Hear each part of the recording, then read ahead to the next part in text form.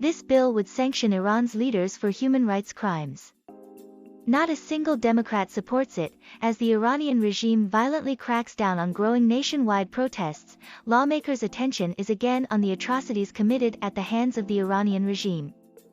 Yet not a single House Democrat has lent support to legislation that would sanction Iran's supreme leader and his inner circle for mass human rights crimes, according to senior congressional sources familiar with the matter.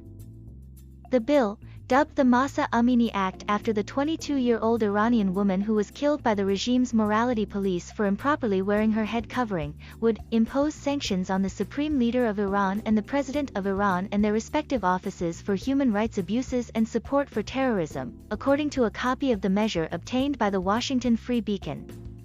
Amini's murder last month sparked nationwide anti-regime protests that threatened to topple the hardline Iranian government, which has reacted to the demonstrations with more violence, including beating, imprisoning, and shooting protesters. The Republican-led bill was circulated to every single Democratic House office, but not a single one has yet to co-sponsor the bill, two senior Republican congressional aides told the Free Beacon.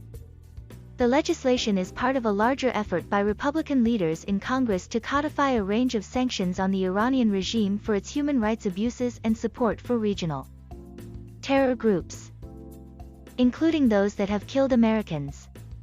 The protests in Iran have been met with a muted response by the Biden administration, which is trying to revive the 2015 nuclear deal.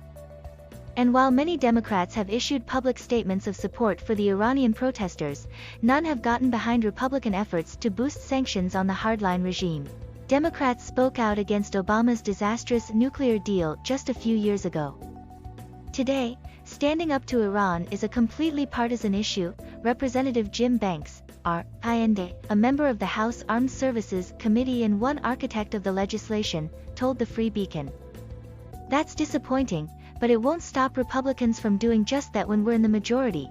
The legislation was co-authored by Banks with Representatives Michael Waltz, FLA, and Mike Gallagher, Wisconsin. It is sponsored by 19 other Republican lawmakers and is being championed by the Republican Study Committee, Congress's largest conservative caucus, which is helmed by Banks, Waltz, and other lawmakers who spoke to the Free Beacon about the bill. Said it is time for the Biden administration to abandon its hope of inking a revamped nuclear deal with Iran. Negotiations have long been at a standstill, and the percolating protest movement provides the White House with an opportunity to discredit the hardline regime. We're nearly 2 years into the Biden administration and it's clear their appeasement policy towards Iran isn't working, Waltz said.